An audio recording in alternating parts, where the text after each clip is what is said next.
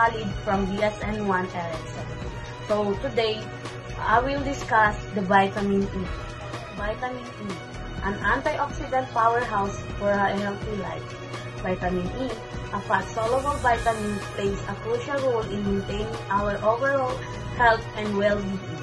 Often referred to as the antioxidant powerhouse, it protects our cells from damage caused by free radicals, promoting a healthy and vibrant life.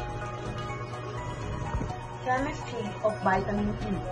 Vitamin E is actually a family 8 different compounds, with alpha-tocopherol being the most active form. It is a fat-soluble vitamin, meaning it's stored in our body's fat tissues and absorbed along with dietary fats. The chemical structure of vitamin E features a chromonol and long isoprenoid side chain, which contribute its antioxidant. Functions of vitamin E.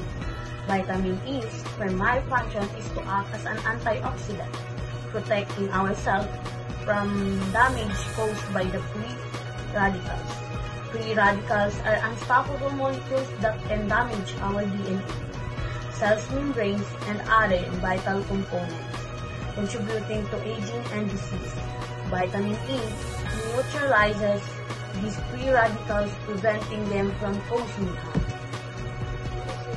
Beyond its antioxidant role, vitamin E also plays a crucial part in supporting immune function, promoting healthy blood vessels, and protecting against nerve damage.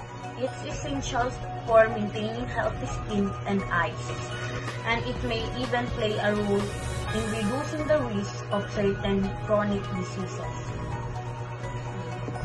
Vitamin E deficiency.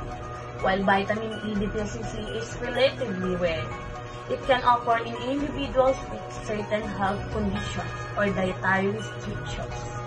Symptoms of deficiency can include nerve damage, muscle weaknesses, impaired vision, and even anemia. However, it's important to note that these symptoms are usually associated with severe deficiency and are not commonly encountered. Dietary sources of vitamin E. Fortunately, vitamin E is readily available in a variety of foods.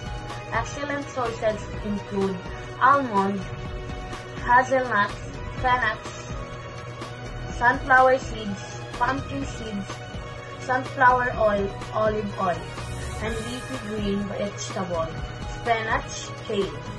Incorporating this food into your diet regularly can ensure adequate vitamin E intake.